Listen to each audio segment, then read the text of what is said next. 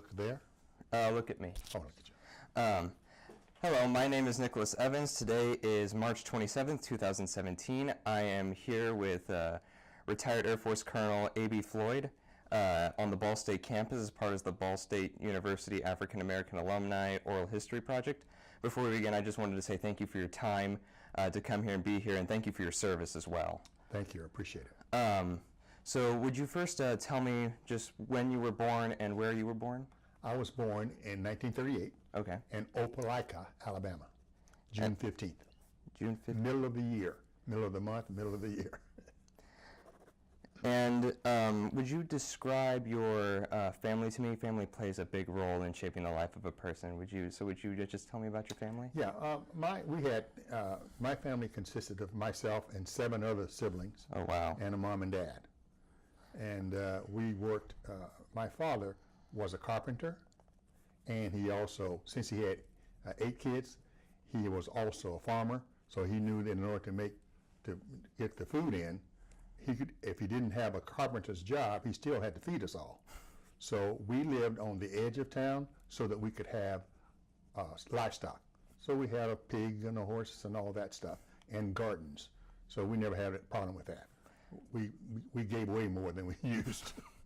What are the names of your parents and siblings? Okay, my father is Julius James Floyd Sr., and my mother is Annie Pearl Floyd, and my siblings were Julius J. Floyd Jr., my brother, Cleodolphus Floyd, Odelia Floyd, Pearl Floyd, Frankie Floyd, Odessa Floyd, Apronell Floyd, and yours truly, Aaron B. Floyd. So you grew up at Opelika. You grew up in the 30s, the end of the 30s, the 40s, and the 50s. Correct.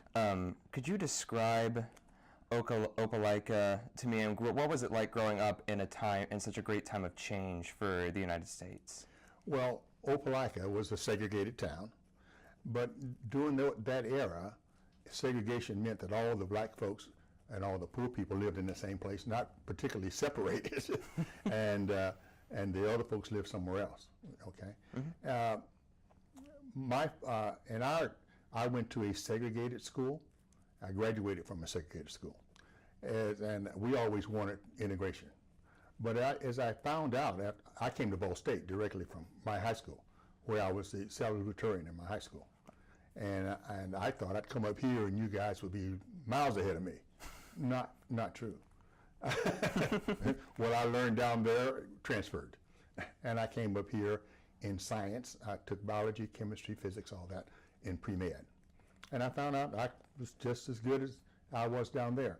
The good news about the segregated system was all of the people lived in the same community, so the doctor, the lawyer, the carpenter, and everybody else lived together. And also during that time, there was not anything like people had kids out of wedlock, but mostly there were full families in that community. Everybody had a dad, mostly everybody. And if they didn't, the community took over and helped out. So that was a good thing. So we all pulled together. So I think that part of my success is because at my high school, I could do anything. You know, I was on the basketball team, played in the band. I was an orator like you. We had contests for that.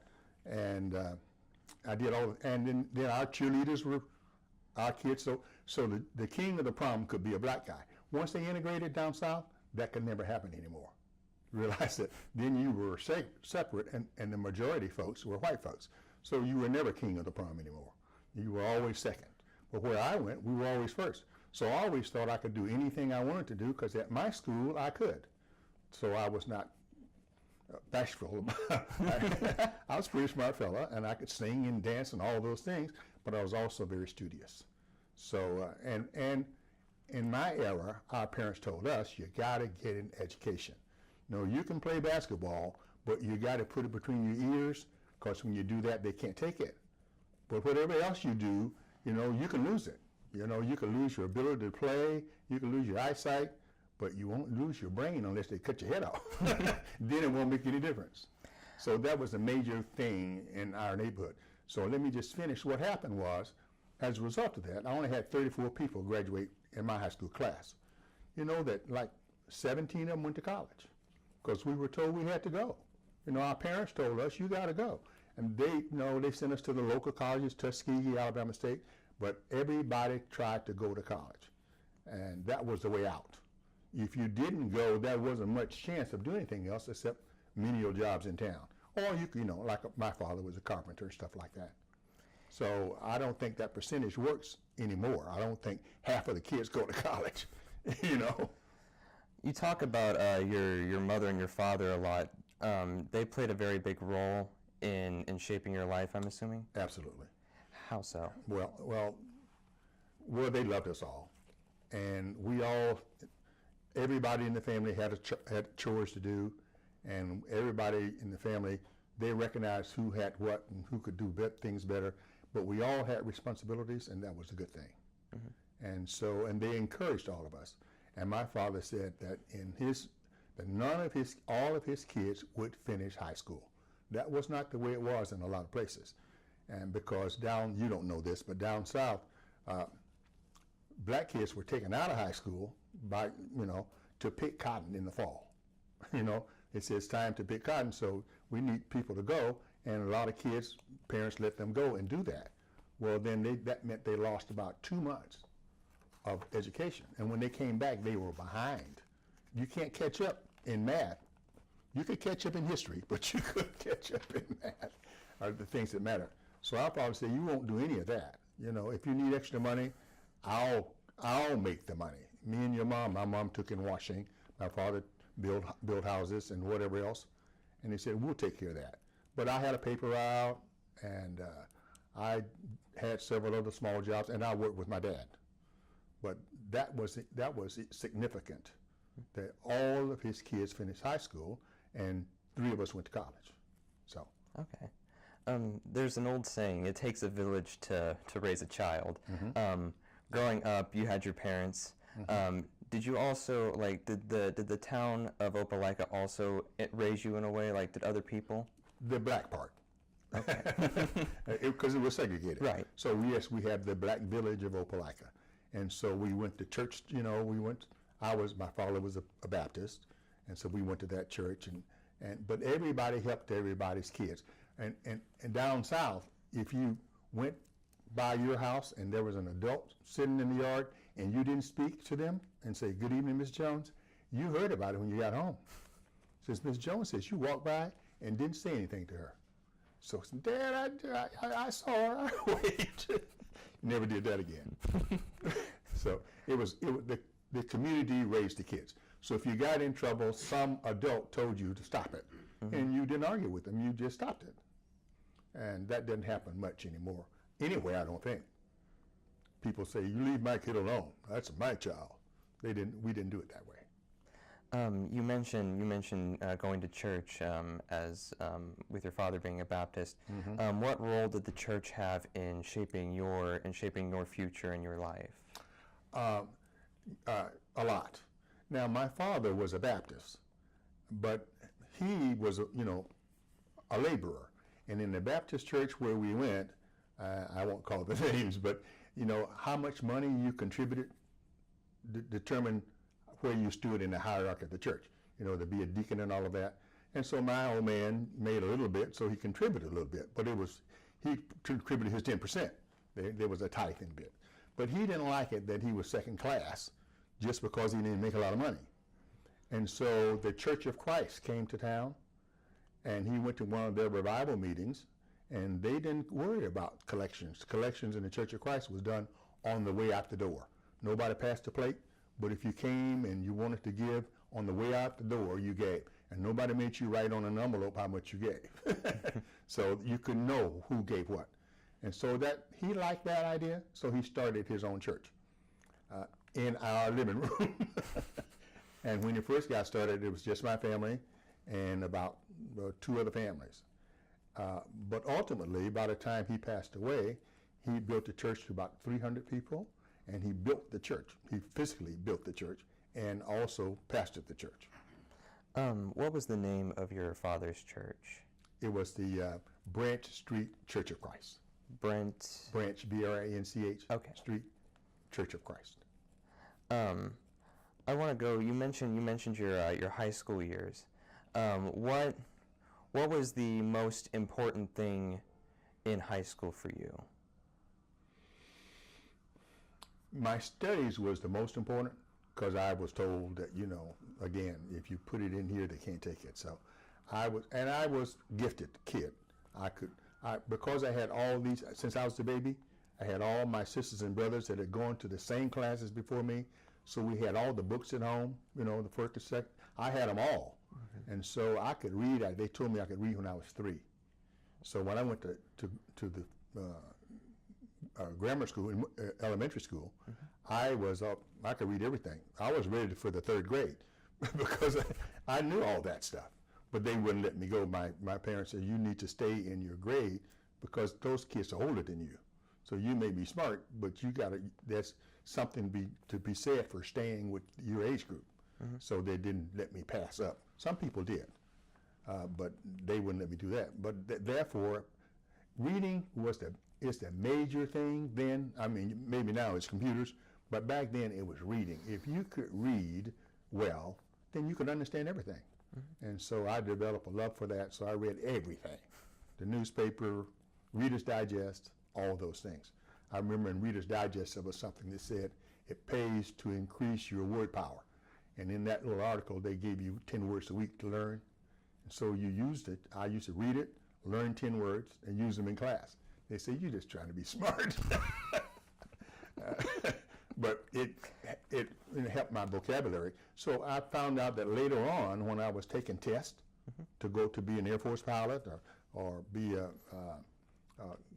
I took a test for medical school and passed. I took a test for law school and passed. I took a test for the Air Force and passed for pilot and navigator and everything else. So the test taking had to do with my reading because there were words there that I understood because I've been trying to read everything all my life. Okay. So that was the most important thing.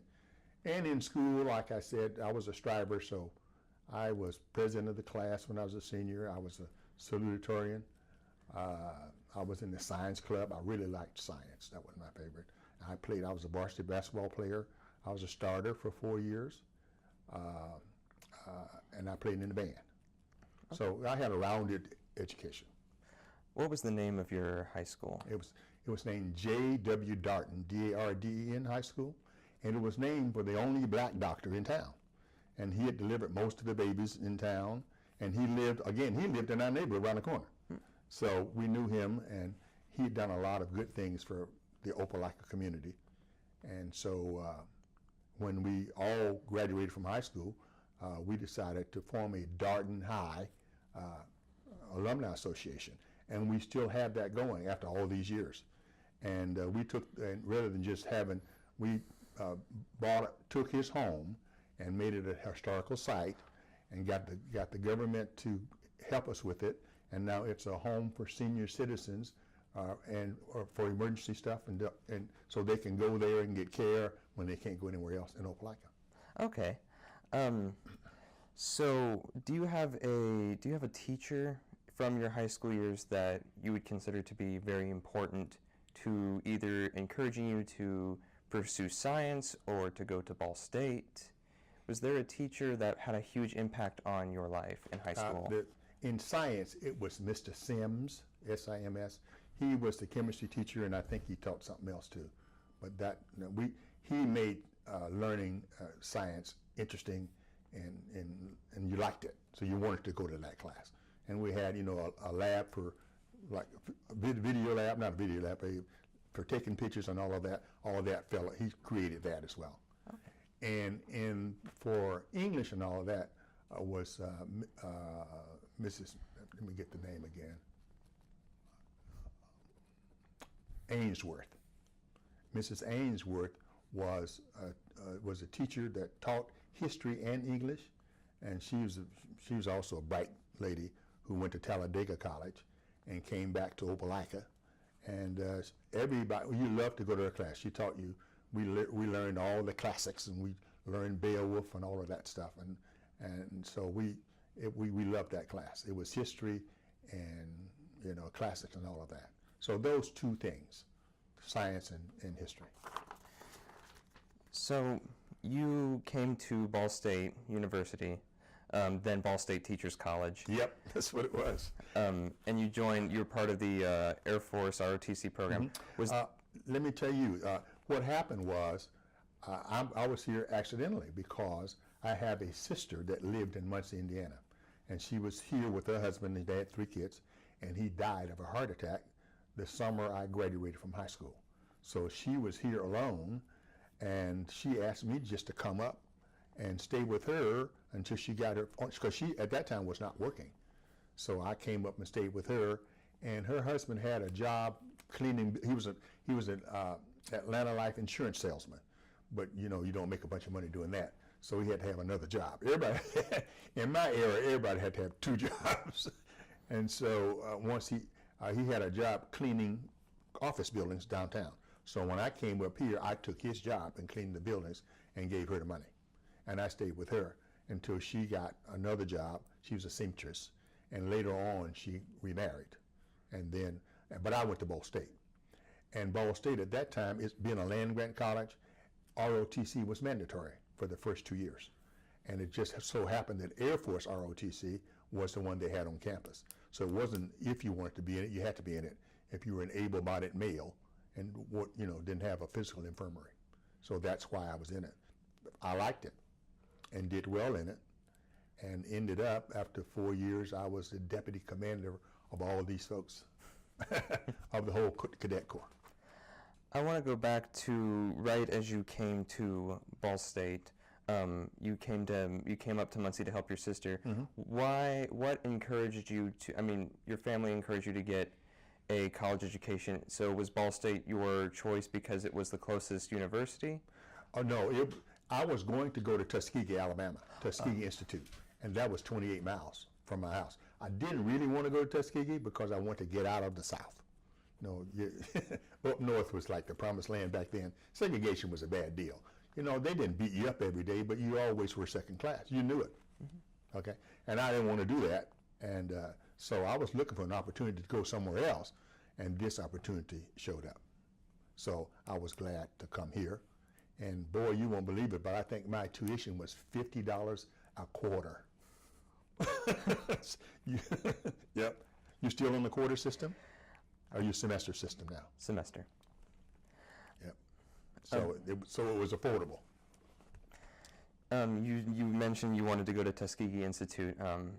History, the Tuskegee Airmen trained there Mm-hmm. to become pilots, and they served nobly in World War II. Mm-hmm.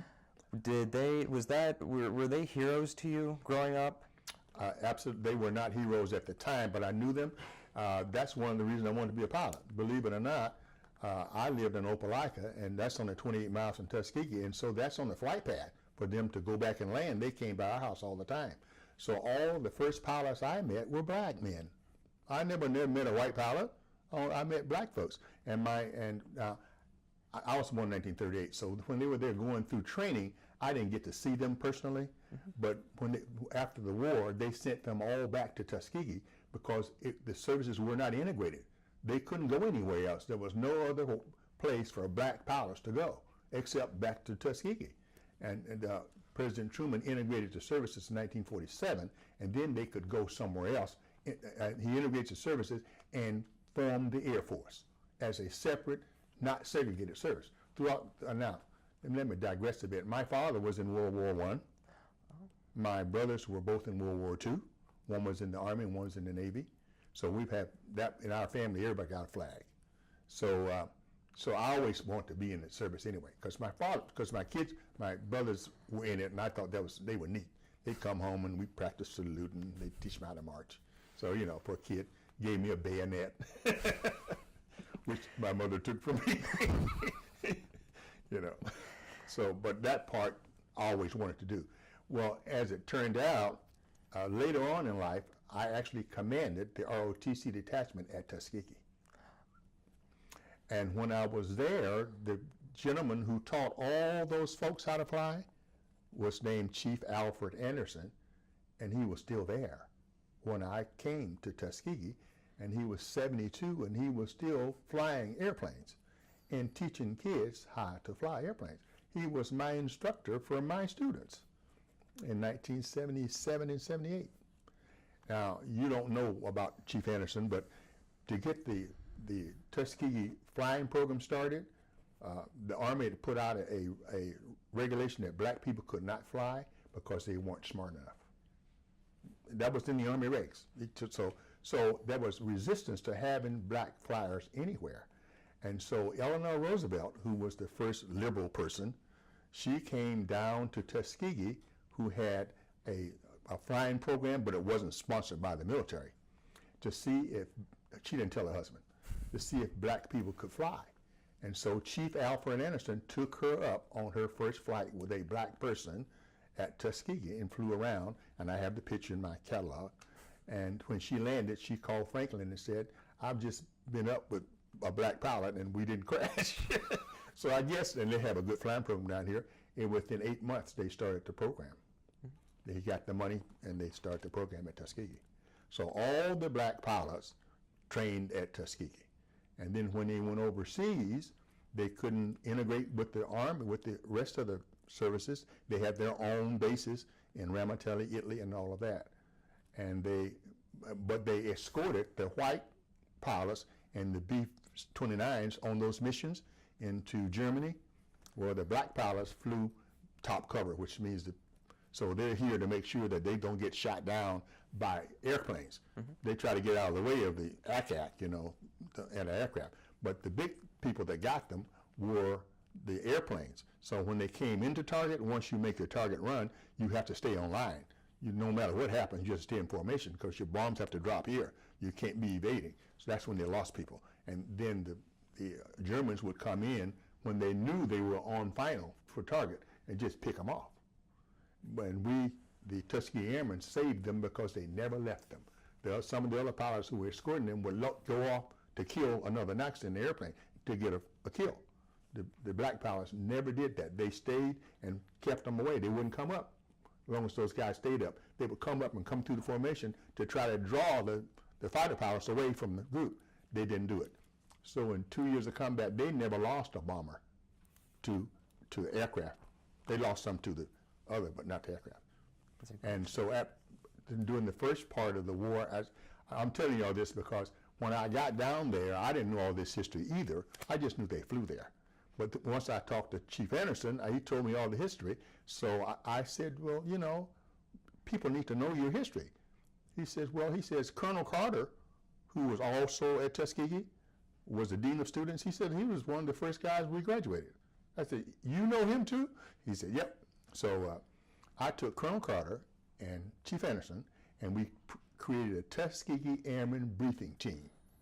And we went to the Air Force Academy and to there's a school at Montgomery, Alabama called Squadron Officer School, where all the young people that are captains and above all of our schools are there. There's a commanding staff and their war college. It's all at one place, Montgomery, Alabama. So I had a friend down there, and he knew I was running this program. He said, once you come down here, I can get you guys to give a presentation. So we went down there, and all these folks saw us for the first time, and I pointed out who these gentlemen were, that they had fought in World War II, and this is the guy who taught them all how to fly.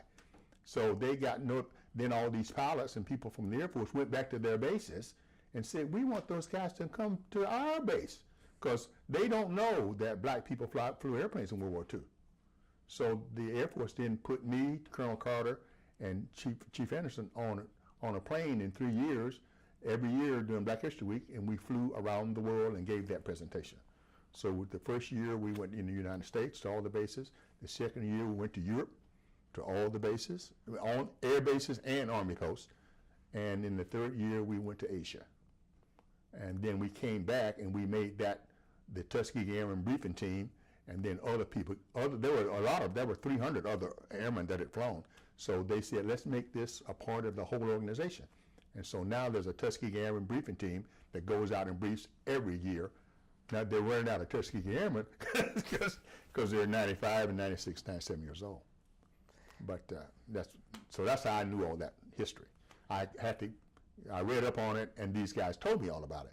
Then once I started to investigate it, I found out the Air Force had a film already made in color of Chief Anderson telling this story at Tuskegee.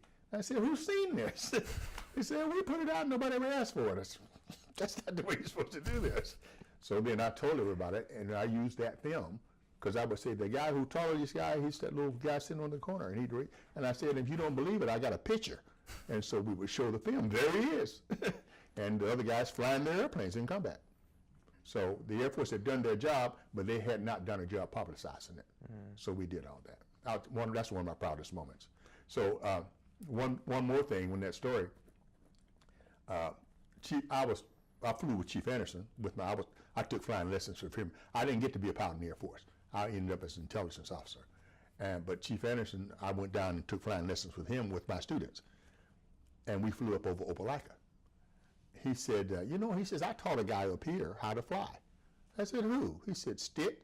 I said, I know Stitt. Stitt was a man in Opelika who was like a gambler. And he ran all of the concessions in East Alabama for all the machines that played the records. They were called jukeboxes.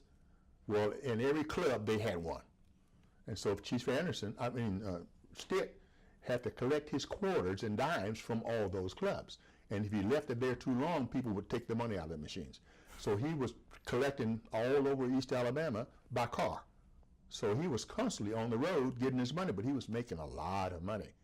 He made enough money to buy an airplane, and then Chief Anderson taught him how to fly it. And when I lived out there on the edge of town, I told you that's where the runway was. So I got to fly an airplane with a black pilot when I was 9. Oh, wow. So, and then full circle, I found out Chief Anderson taught him, as well as everybody else in Alabama, how to fly airplanes, all the black folks. Before we go into your time on Ball State, I just want to ask you, you mentioned that you got to fly when you were 9. What was that like to be, as a 9-year-old, to be able to go and fly? It was great. It was great. Now, when you're a 9-year-old, you have no fear, right? If it crashes, you don't even think that's going to happen. And I never heard of anybody crashing, so he would just take us up. He was going around, he said, you want to ride? And he was right above my house, and when I heard his plane, I'd run up on the hill, and he'd say, you want to ride? That's okay. So we'd get in, and we'd fly around, and he'd let me pull the stick and stuff, and it was fun. So I said, I'd love to do this.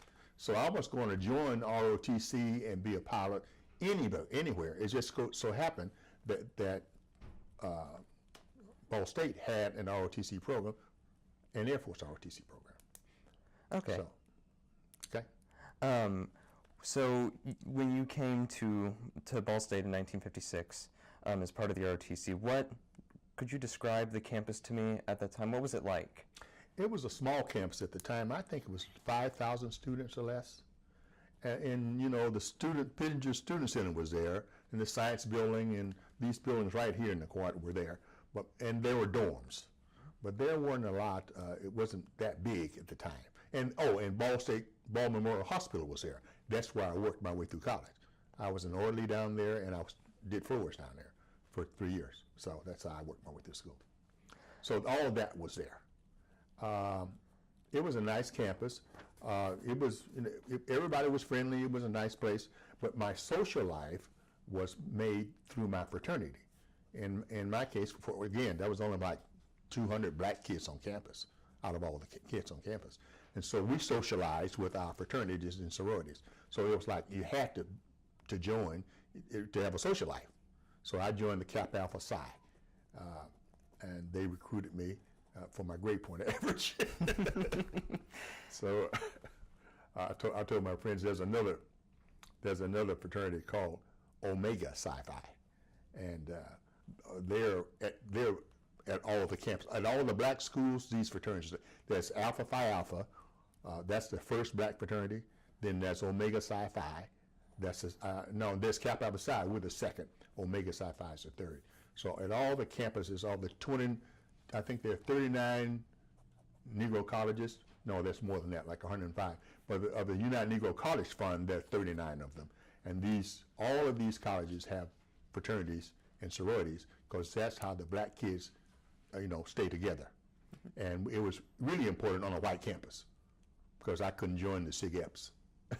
Okay, whatever else they had here. They were nice, and they were in my, they were in my ROTC units and all that, but they never tried to get me to come join their fraternity.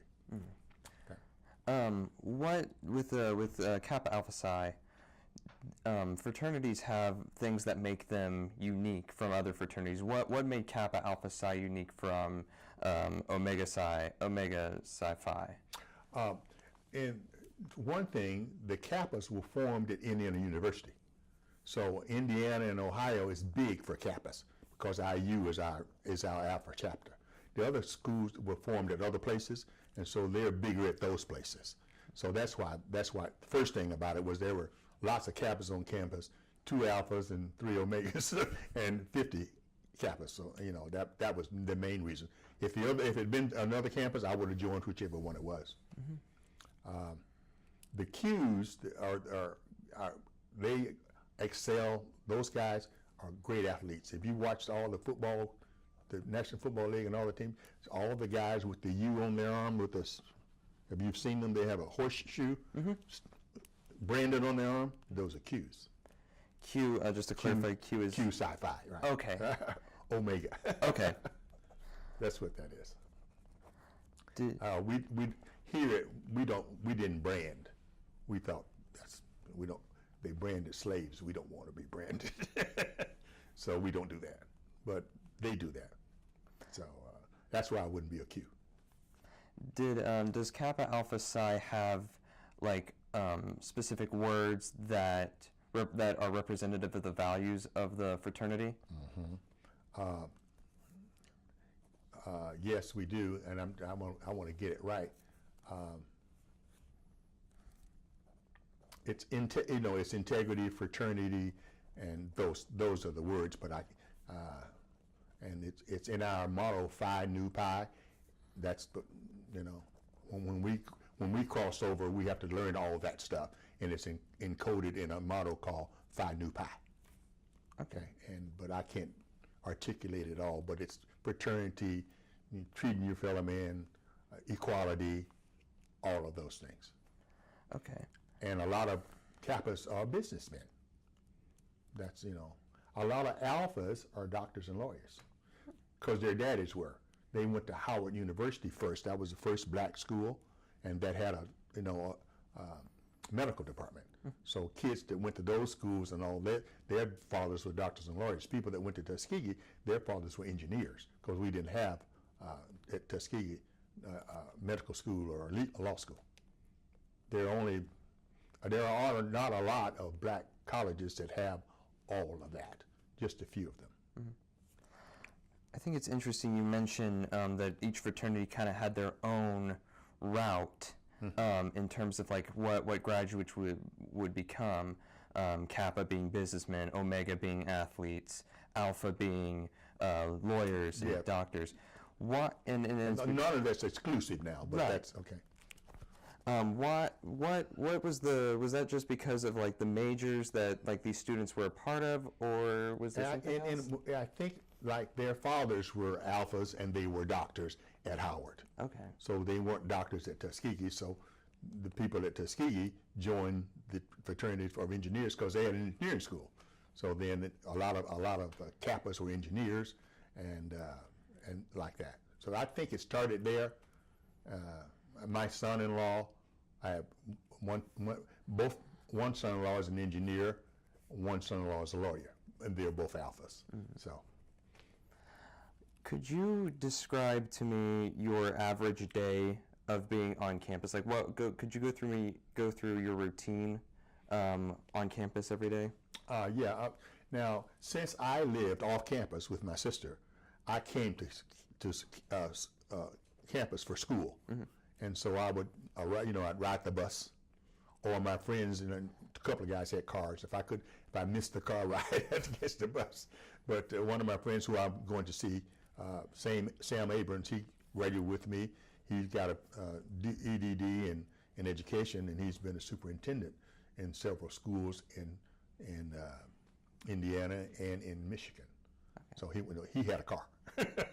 So he lived near me. So I rode with him whenever I could. We would get here in time for our 8 o'clock. First, we tried to get a class at 9, but if you couldn't, we had to get here at 8 o'clock. And we'd go to class for about a couple hours. And then we'd all go back to the student union. That was a hangout. And have lunch and talk and all of that. And I took a lot of classes in the science building because I was in physics and chemistry, so I was close by. And then you'd hang out over there for an hour between classes, get something to eat, and then go back for afternoon classes. And in my case, then I had to go to work. So I went to work at the hospital, got a job at Ball Memorial as a janitor. So I worked the first year that I had the job, the only time I could work was 11 to 7, 11 at night to 7 in the morning. So that that made it hard to study because I tried it, and I would be falling asleep in physics class, and they said, "Mr. Floyd, you made an A last semester. You're actually going to work this semester because you're not, you're falling asleep. Was something going on?" I said, "Yeah, I'm working." And they said, "Well, we'll let you," basically they said, "we'll let you get a C this semester, but you don't do that next semester. If you can do something, take another class, put it in the afternoon or something." So I decided that I was a good worker, so I told the folks they knew I was in college, and I said, "Listen, I want to be on another shift." Well, the janitors work that shift, the 11 to 7, because if the hospital closed down, you can do all the floors without traffic. But I said, "Can I be an orderly?" And they said, "Well, yeah." And so I had talked to one of the ladies out there, and I became an orderly. And then I worked 3 to 11, which was much better. I could go home and sleep at night. And my grades went back up. I want to talk about your time with ROTC. And before we get into that, I have here, I pulled this from the Ball State records, and this is kind of like a syllabus. This was a list of courses and instructions that were taken. And this was implemented in 1958. Could you tell me about some of these classes that you see here, or the instructions that were provided? Yeah, this ROTC was really a diamond in the rough because, if you didn't know what you were doing, this added foundation. You knew what you were going to do, and so fundamentals of air power, they just told you about the Air Force and how it came to be, and Billy Martin and all of those folks that started, flying, and the Army Air Corps and then the Air Force. And then they talked to you about vehicles and how flying is done, how when you fly, because you want a big old thing weighs 5,000 pounds, how in the heck does it get airborne? Well, there's lift being created by the way the wings are made. And so the engines push it forward, and the wings, the air flows over the wings and gives lift from underneath. And that's how it stays up. That's why when the engine quit, it goes down. Doesn't glide much. And on a glider airplane, if you haven't noticed, they got long, narrow wings, and it's all lift. Once it gets airborne, it can just float because it doesn't require power. The wings are fixed so that the airfoil goes over and then it stays up, and it's lightweight, So, but we studied all of those things. Then we studied national security, what the departments are. Department of Defense and Department of the Air Force and Department of the Army, and we learned all of that stuff. And then we visited bases, because they wanted us to be in the Air Force. So they took us to Wright-Patterson Air Force Base close by here, and let us see what they do. And took us to a fighter base. I think we went to Bunker Hill. It's now called Grissom, because Grissom got killed, remember, as an astronaut. And we went down there. And there's political stuff in here. It made some of the things that were going on in the world meaningful to us to take these courses. Being taught by men in the Air Force, only men at that time, in the Air Force who'd been to some of these places and were involved in some of these things right after World War II. So it was worthwhile, very, very good. And I never missed a class. And the other thing was, when you're a junior, you get paid to go to class. So you didn't miss a class because it cost you money on your little paycheck. You got a paycheck every semester. Not much. If some people on scholarship, the Air Force paid for everything. But the rest of us, we got a little stipend. But you had to go to class to get your stipend. So, Okay. Back then, you know, $50 was $50. So you'd say, well, I got a cold, but I'm going into that class, and then I'm going to go home and go back to bed. Yeah, so it was worthwhile. In 1958, Dean Burkhart, who was the dean of Ball State at the time, was concerned about the ROTC coursework because obviously you're taking your ROTC classes, and then you're also taking other classes. I mean, you mentioned your physics and your sciences. Right. Did you feel like as though you had more that you had a very heavy workload, or did you feel like that was about normal considering what you were doing? I thought it was about normal. I enjoyed those classes because they had practical applications. They told you about air flight, and then you went out and saw an airplane, you know, and that was important. Sometimes some of the things, as you know, academics, some of it, it's just academics. You don't get to envision it. So I think all the guys in ROTC liked that. And let me say again, for freshmen and sophomores, you had to be in. For juniors and seniors, you have to pass the test to go to the upper division. A whole bunch of people either didn't take the test because they didn't want to be in ROTC, but they had to be the first 2 years, or they didn't pass the test. Of all my buddies that I hung around with, only 2 of the black guys passed the test. Me and Gene Tompkins. Gene Tompkins went to Muncie Central. He was a smart guy. And I went to J. David Darden, and I was a smart guy, and we both passed the test. None of the other black kids passed the test. Go figure. I don't understand it, but they didn't. So he and I went into upper division, and we both graduated and were commissioned. Okay. With your time at RCT, was there a particular instructor that played a huge role in determining where you would go, in terms of like whether or not you were going to fly or be in intelligence where you went? The flying thing was a real disappointment to me because when I took all the tests, you have to take the test for pilot and navigator. I passed them with flying colors. I think I was like the third-ranked guy. Maybe a physics major made higher than I did, but I doubt it.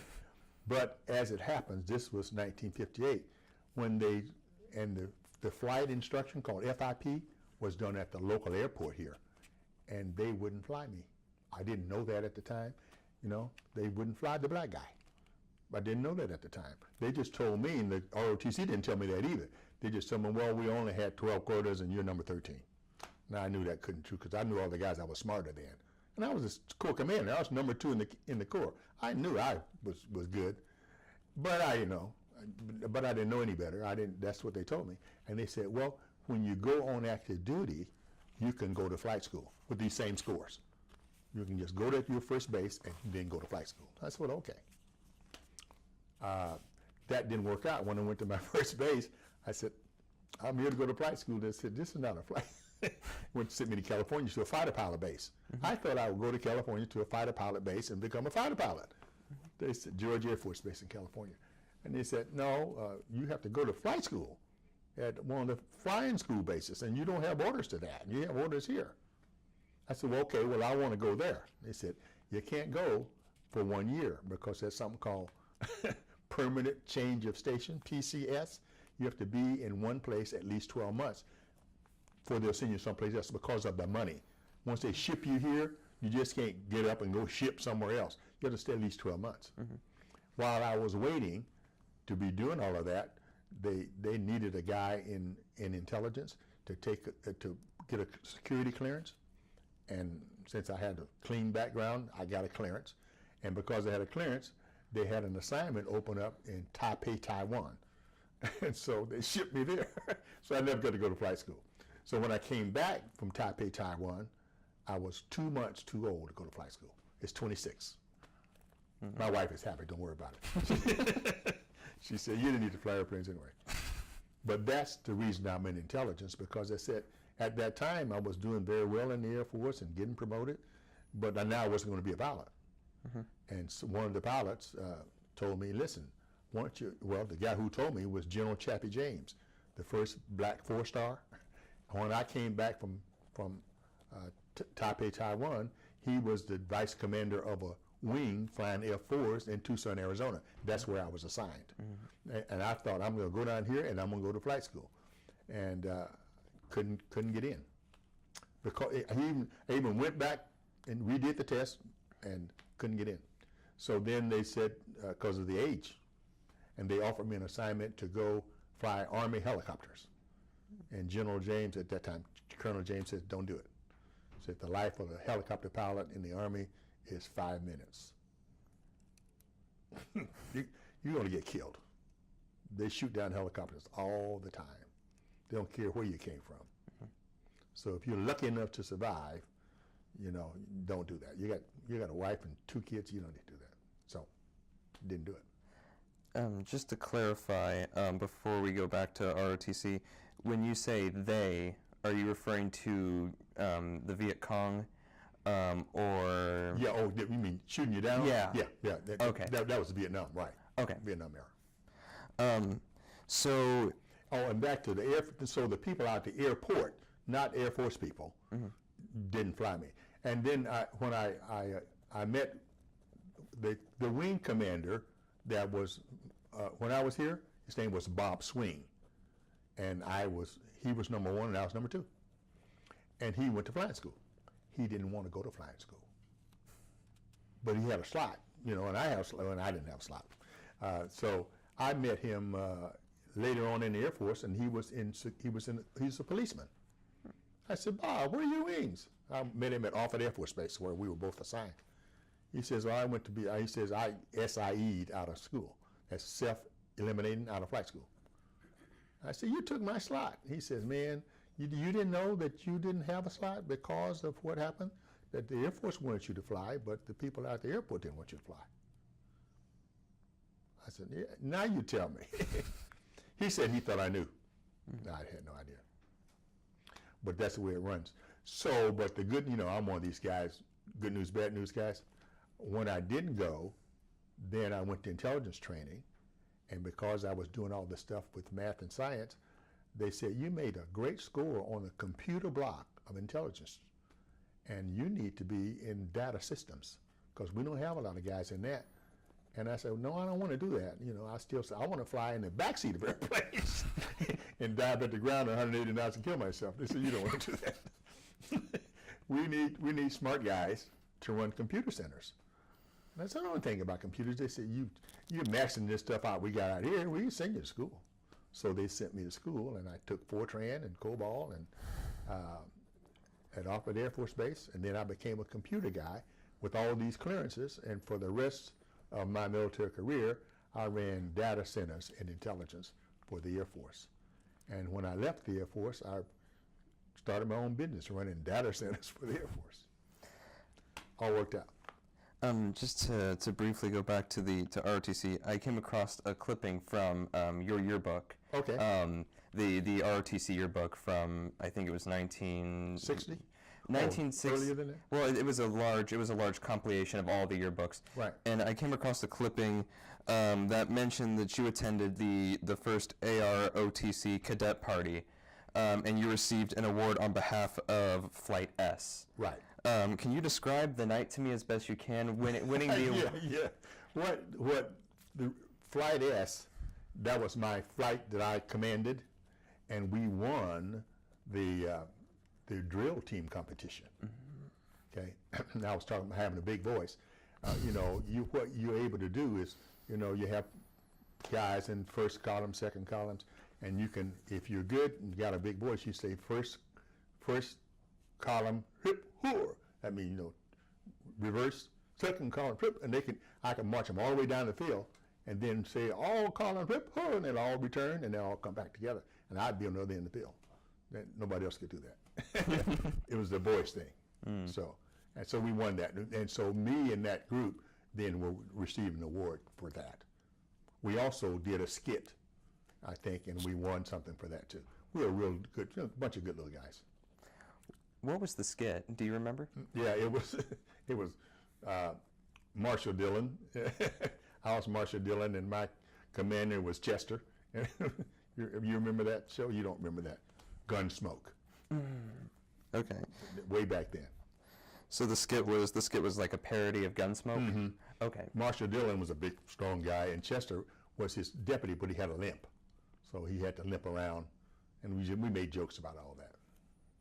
What was the night like? You know, winning this award, receiving it, performing the skits. What was that? What was that like? It was a big night for us because it was, it was ROTC. Everybody was there, and we beat out the other guys. We won the drill team competition and the skit.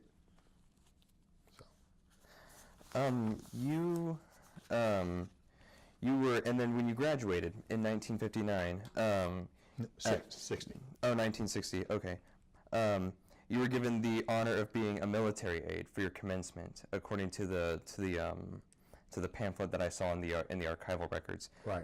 Can you describe what your emotions were like during your commencement? Well, we wore our uniforms to the commencement, and everybody else had on their.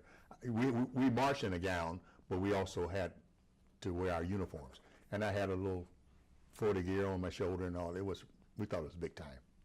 When you got commissioned, we looked spiffy. So it was neat. And I remember when I worked at the hospital, everybody knew I was an ROTC, but they never seen me in uniform. Mm-hmm. And so when I was going to get my degree, I had on a brown shirt, right, underneath, because that was a uniform, and my gown over it. Mm-hmm. And one of the ladies said, and then when I took it off, she was very happy because I had a uniform. She said, "I thought you didn't have enough money to buy a shirt." So when you joined the Air Force, you were signed out to California, and then Georgia Air Force Base, and then you were sent over to Taiwan. Were there other places that you were sent out to with your time in the Air Force? Other stations overseas? Yeah, I went everywhere. I went to Taiwan, came back to Davis and Mountain, that's Tucson, Arizona, to the 44th 53rd Combat Crew Training Wing. At that time, all the Air Force pilots were transitioning from their Air 101s and 104s and all that to the F-4, which was the Navy's airplane, and that was the platform that everybody flew in combat. It was more sturdy. It'd take a hit longer and keep on flying, mm-hmm. and it could carry more bombs further, and so everybody had to come there. All the Air Force guys had to come there, and that meant all the fighter pilots in the Air Force, including the black ones, came there. So I met them all the ones that had flown in World War II, and right after they came to Tucson, Arizona. So I get to meet Chappie James and all those guys that I'd heard about but hadn't met. Mm-hmm. And so then all of them transitioned to the new airplane, and then they went to fly in Vietnam in that new airplane. And then I went to Thailand to run a special missions thing in Nakhon Phanom, Thailand, which was, well, it's a secret mission, so I could tell you, but I'd have to shoot you. Nah. So I spent a year doing that. And the other pilots there were Air Force pilots also, the same ones I flew with, were in Utapao, Thailand, and other air bases. Because being in Vietnam with a fighter plane was a dangerous business. They blow your base up at night. So all the flying came out of Thailand. All the fighter planes were in Thailand, and they flew into Vietnam and returned to Thailand. And I was also in Thailand. Did you, your graduating class, mm-hmm. Were most of them deployed to Vietnam? I would imagine most of them that stayed in did at some point. Okay. Because the war heated up, and if you stayed in, in my particular instance, you don't know this about ROTC, but it's the Reserve Officer Training Corps, ROTC. That's what it stands for. And so you're a reserve officer. So that means you have a date of separation. That's 3 years down the stream. So when you graduate, you're going to be out by this date. It's already set. And you can't stay longer than that, even if you want to. In my particular instance, when I was in Taiwan, I was selected to be a regular officer, which means I don't have a date of separation. I can stay in forever. Mm-hmm. And this didn't happen because of anything I guess because I was doing good work. But when I went to Taiwan, it was a joint command. And in the military, a joint command is a big deal, but you normally don't get it until you're a senior officer. I got it when I was a lieutenant. So I served for Navy 3-star. I ran his top secret facility as a lieutenant. And because of all of that, I got good performance from him, and I had good performance in the joint service and clearances. And so they offered me to be a regular officer. And I didn't know how good that was. I just thought, well, I don't want to be a regular officer because I'm going to get out and go to medical school. So this admiral said, son, come talk to me. So I went up and he says, you realize I have a whole bunch of Navy officers here would give their leg to get a regular commission in the Navy, and you about to turn it down? I said, yeah, because that means I can't get out and go to medical school. He said, you can get out anytime you want, you just have to resign. But if you decide not to go to medical school, you can stay in the Air Force, and you'll probably stay 30 years if you want. You can stay 30 years if you want to, and that's where they make the colonels. If you just stay 20, you'll never make a full colonel. Lieutenant colonel as far as you get. And so they don't consider you for general officer. General officers are made after colonel. And so you have to be a full colonel to make general. So you get a chance to be a general if you stay, and you keep doing good work. So I said, I'll take that under advisement, sir. So I stayed. But that was a big deal because from that time on in the Air Force, every time assignments came up, I went to the top of the stack because I was regular, and they could give me an assignment knowing I would be around. And so I got assignments and promotions after that. But I didn't control that. It just happened to me. The fact that I was there and didn't go to flying school was the reason I was over there going to the Joint Command. And it worked out to my advantage. Just to clarify, the 3-star was a admiral? Admiral Melson, M-E-L-S-O-N, I remember. Is the 3-star vice admiral, or do you remember? Yeah, and it's Rear Admiral, no, it's Commodore, Rear Admiral, Vice Admiral, Admiral. Okay. Mm-hmm. Commodore is 1-star. They only make those in the Navy during wartime. 2 stars is a Rear Admiral, and they have 2 divisions, upper and lower. The Rear Admiral First Class is a 1-star. Rear Admiral Second Class is a 2-star. And then, but they both wear two stars, but one's upper half, one the lower half. So the Navy used to send their Rear Admirals upper class with 2 stars to meetings when they really were, they only had 1 star. But on their shoulders, it was upper half, and so you got to wear the 2 stars till you got it. So we used to hate them when they did that. So he's not a real 2-star, he's only 1 star. I said, nope, he's first half, second half. So that's what that's done. Okay. You mentioned as you were rising through the ranks that you were given you were at the top of the stack for promotions and assignments. What were some of the assignments? When I came back from Thailand and didn't get to go to medical school, actually Chappie James had me fly to Bunker Hill Air Force Base, and he had somebody fly me up here for my interview. And I went down there and interviewed, and I had pretty good grades, not great, but good enough, that they gave me an interview, and they said, we'd like for you to go here. How are you going to pay your way? I said, I got that covered. I said, I have $10,000 saved. They said, son, that first semester, they'll be going. $10,000 to medical school, that's no money, right? Even back then. And they said, I said, well, I can work because I worked my way through college. They said, can't work your way through medical school.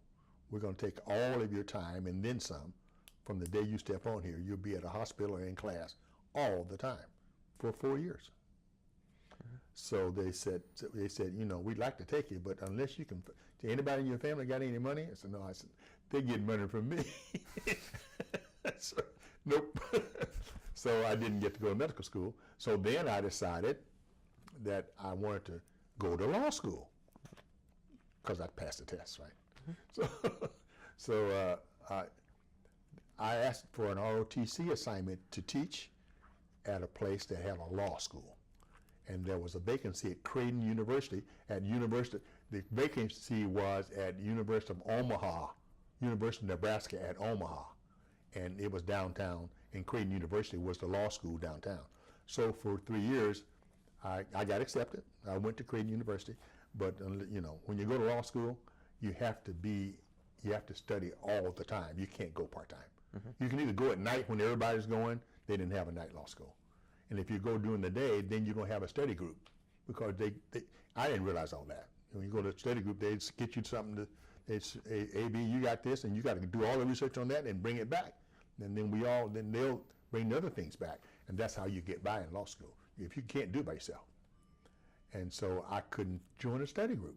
I was in them, but I couldn't contribute, because I had to go back and teach at the other place. So after 3 or 4 years of that, I decided, and so while I was waiting to and I thought the Air Force would send me to law school. Turns out what happened was I got promoted to major early. You can only go to law school with the Air Force if you're a captain. So I got promoted out of my opportunity to go to law school. But then I went to intelligence school, and everything changed after that.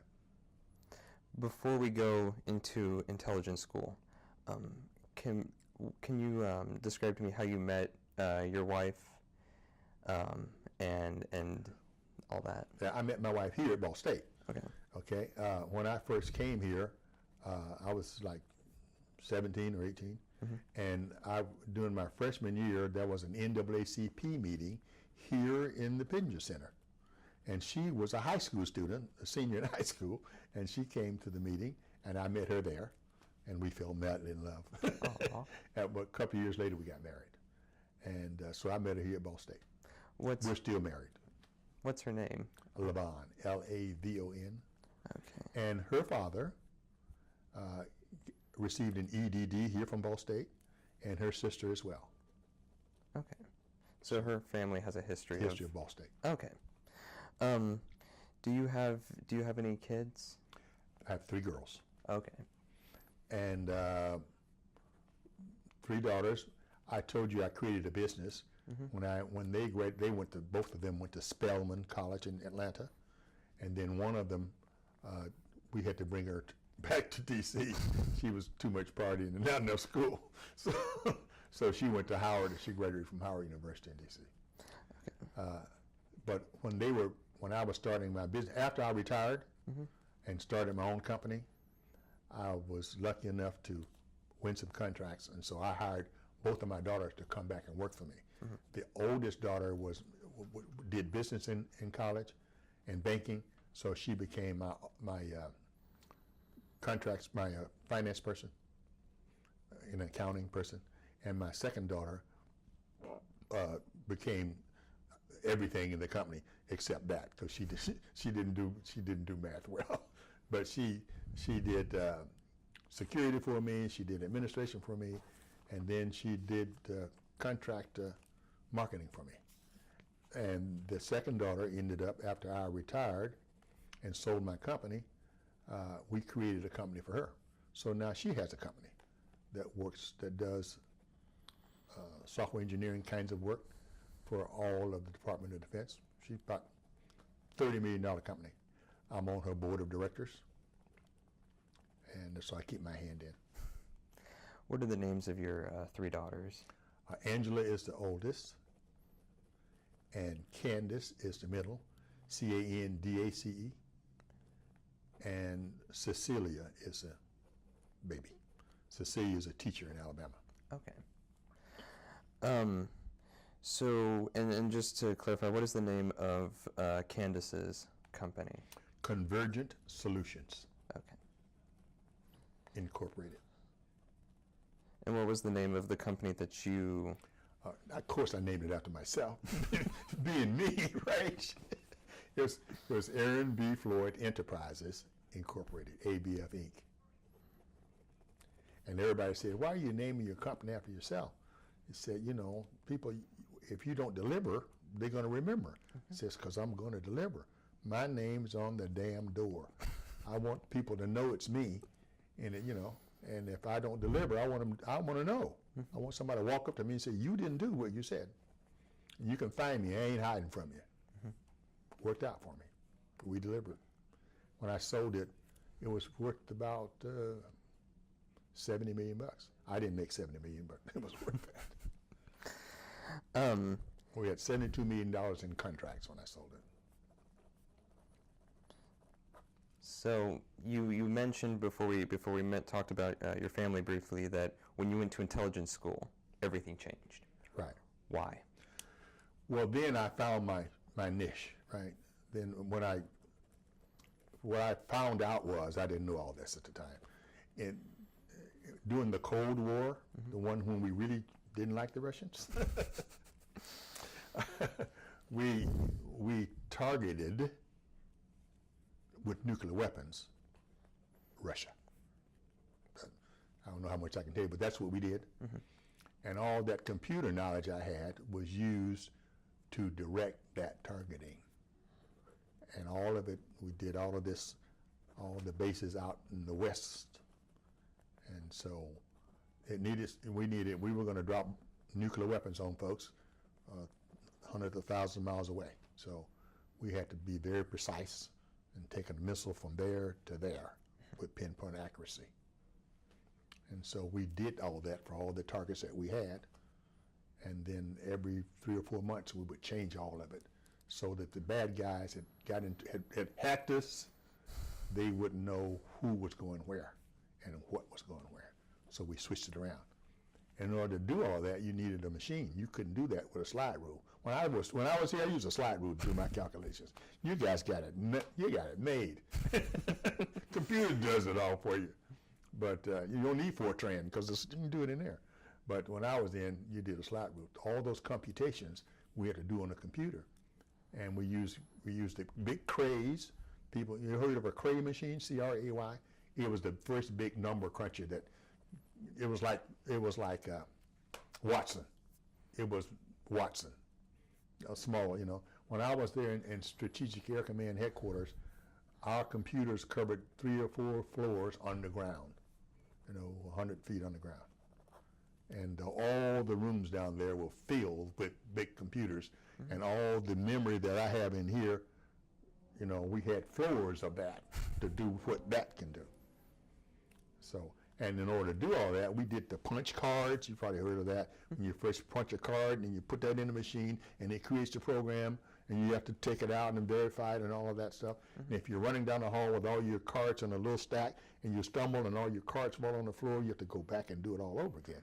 Because you punch, each card is a direction to the computer. And every one is different. So if you drop them, you can't ever put them back together. So you need to go, so that's what we did. And now people don't do that anymore. They got the IBMs of the world created Watson. So all of that's done for you automatically, and how many things they can do per second. But we needed to have all the crunching power, and people like me and folks. When I worked in Omaha, Nebraska, I had people from Harvard that worked for me that were really, really bright in computers. They didn't want to be an officer. They just wanted to put in there 3 years and get out, and we could use them. Some of those people are probably running Microsoft and all those places now. So you mentioned Fortran. Fortran. F-O-R-T-R-A-N. Formula translation. That's what it stands for.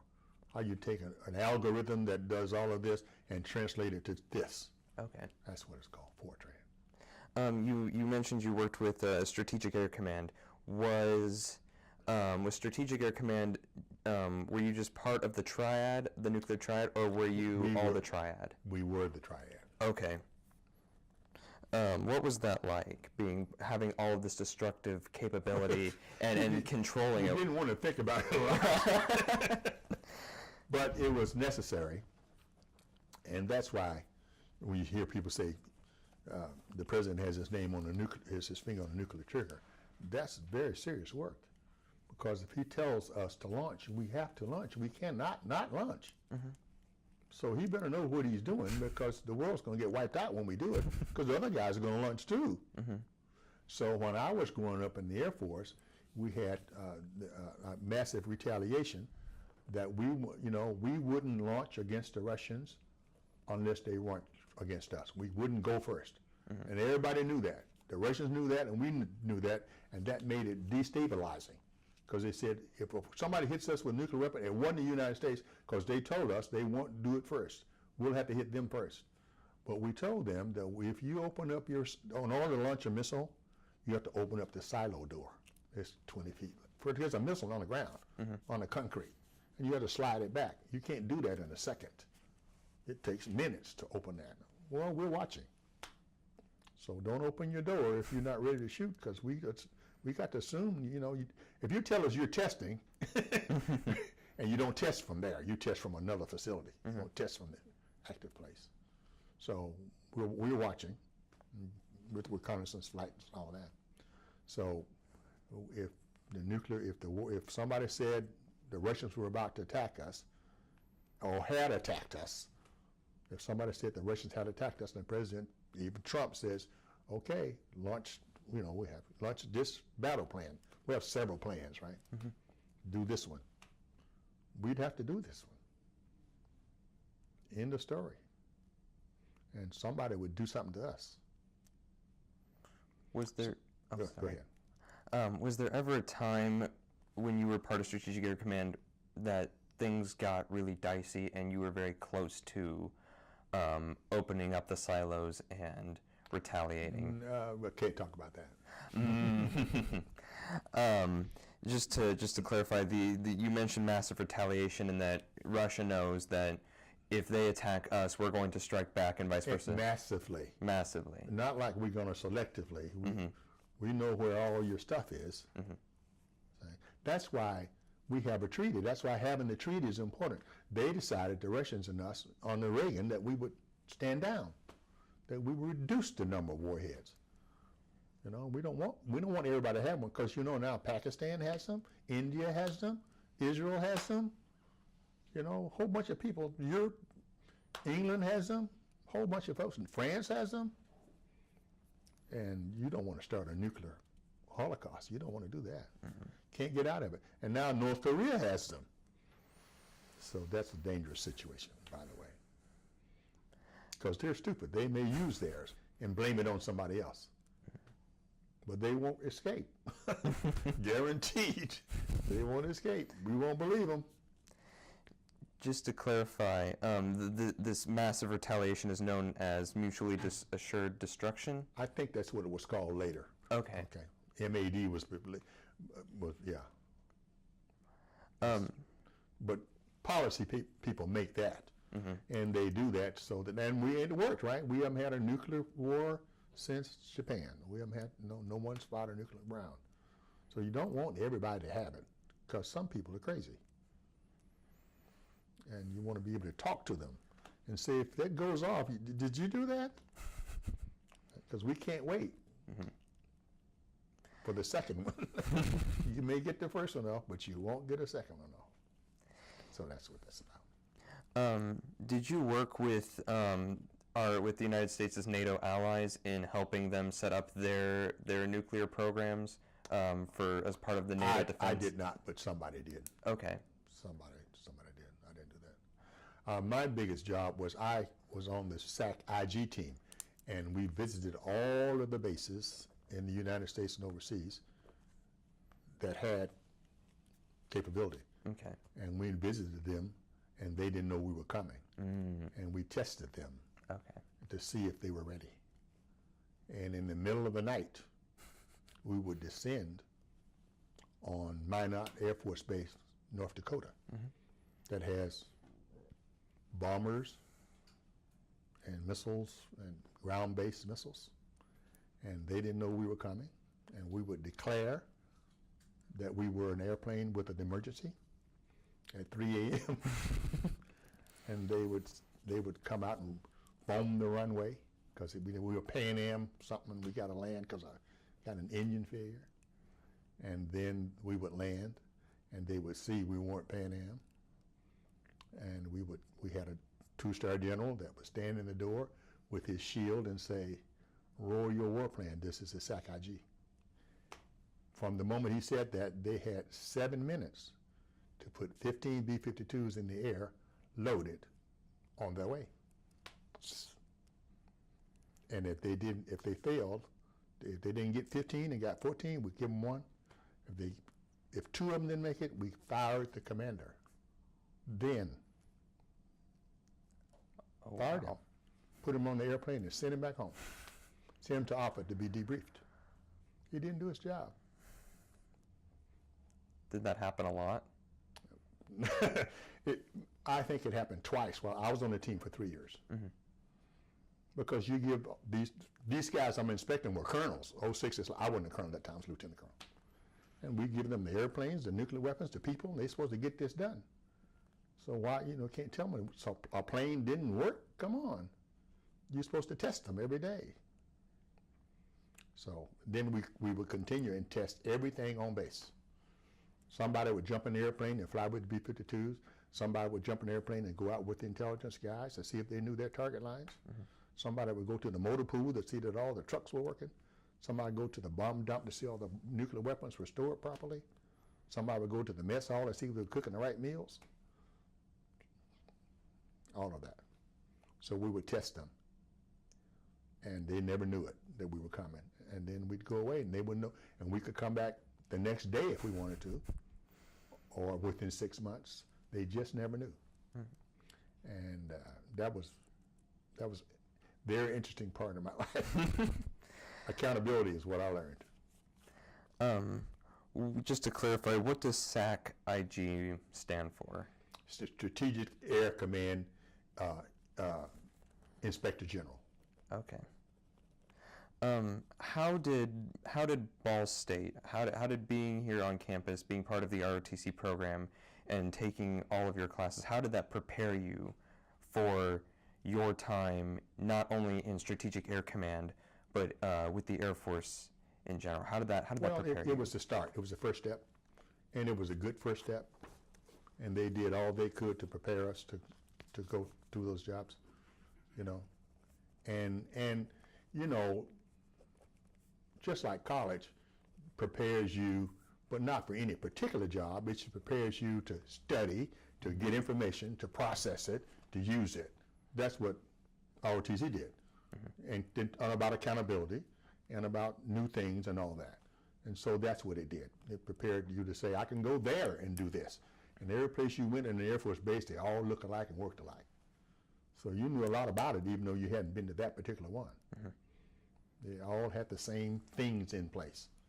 There was a little city out there somewhere who had a mission to either fly airplanes for training, fly airplanes for fighting, or take care of missiles and whatever, or do reconnaissance. And so, in that way, it was helpful. And while I was here in ROTC, we visited bases, and I went to summer camp, in Alabama, by the way.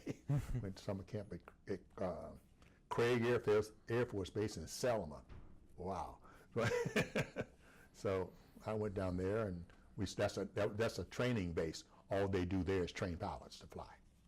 So we went there and stayed 6 weeks or whatever. So it was all, you learned, and everything you learned was not particularly applicable to one place, but you learned how things work, how a big organization works, because a base is like a city. It has its fire department, police department, legal things. It has all those things. And learning all that, you could see in microcosm how a big city works, because we have a big city that's surrounded with a runway attached, an airport. Mm-hmm. And so it was helpful. You mentioned Selma. What was that like for you coming back to Alabama, going to Selma after graduating Ball State and being in the I hadn't graduated. It was while I was a sophomore. Oh, okay. So me and a couple of white guys, right, mm-hmm. drove to Selma. And we got these strange looks because this was like in 58, Freedom Riders, right? So we got this strange looks. What are these guys doing in here? What that the black guy and two white guys? So every time we went to a service station, we had to check our six. They gave us strange looks, but we weren't starting any. So that was different. Because when I lived in Alabama, we weren't doing all that, right? Mm-hmm. People were protesting, but they didn't have teams of people going out and doing anything. People protested, at their houses or at their schools or whatever. So then, and when you got on base, it was all Air Force, except at one, they had a cotillion on base, right? And where the locals, I guess for the last 50 years, have been having a party with the cadets and the local ladies, right? The high school, college, whatever, college. Mm-hmm. Well, this was Selma, Alabama.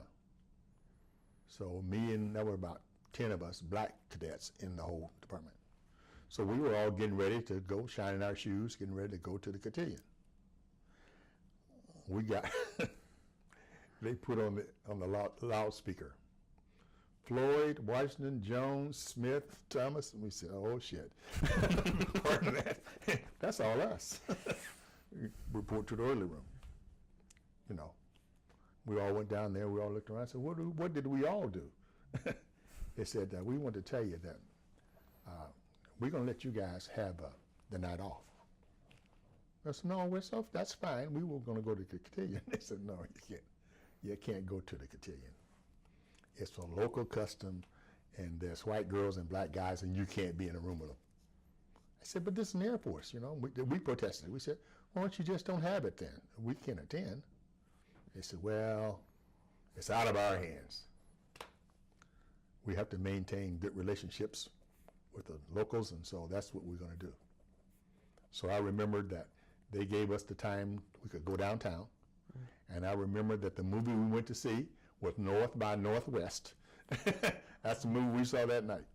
I remember. We were that disappointed all of us. We thought the Air Force was better than that. But they don't do that anymore. But they did it then. They sure did. So that wasn't any fun. But the rest of it was all right.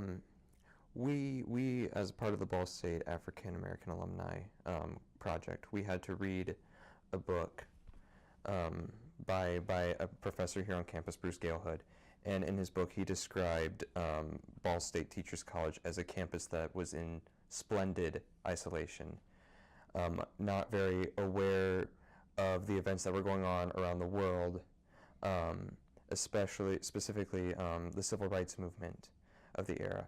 Was that, did you feel like as though that was the case? I remember my time at Ball State. It's been a good time. You know, that nobody approached us for anything, or, you know, but being a Southerner, I didn't expect to be integrated, you know, so I mean, and the kids I was with went to Muncie Central with white kids, right? It was an integrated environment they came from. So they were used to, you know, socializing with other folks. So I didn't feel that particular thing, but the times were different. We knew that things were happening outside of here that affected us. And things weren't that great in Muncie, Indiana. I remember that too. They were having kind of little situations in Muncie, Indiana. I remember that the time I came up here, I came up on a bus, and they were having a demonstration at the pool in Muncie, Indiana, back the year I came, where somebody was shooting a gun at some black kids who wanted to swim. I remember that. That was in 1956.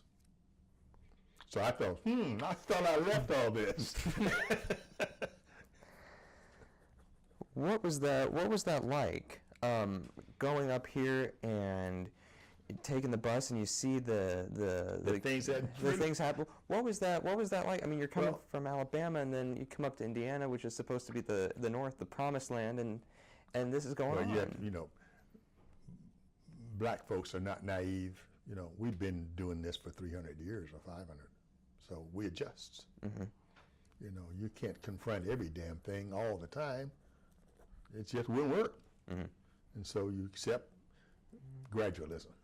You know, you do some, and you move to others. So I was pleased to come to here, to go to school that I could afford and get a good education. And you know, I was accepted on campus. I was president of the science club. You know, so.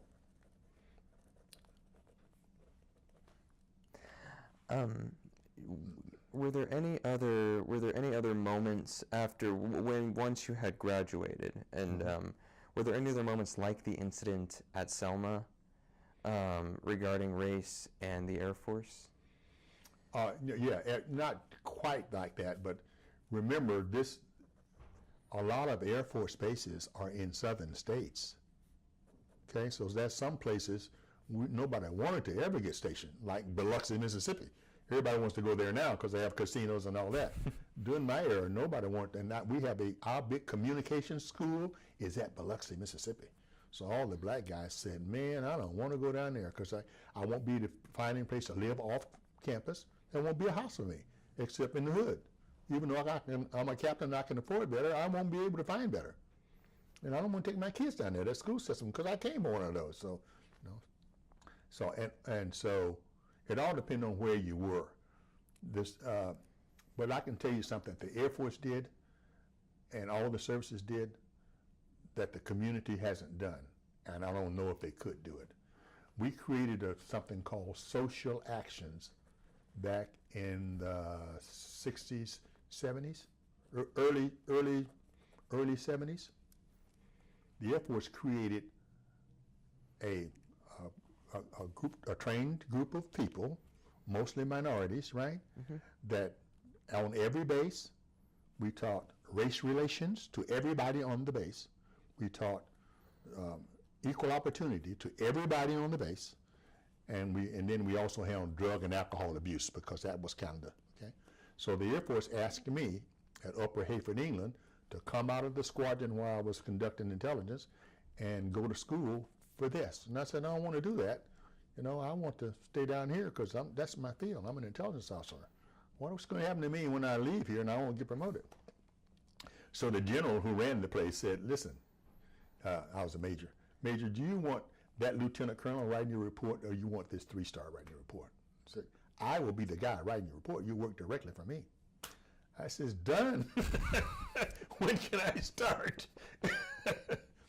Now, what the uniqueness of this was that the Air Force and all the services had schools on base, and everybody had to come from the commander on down, and nobody wore their uniforms.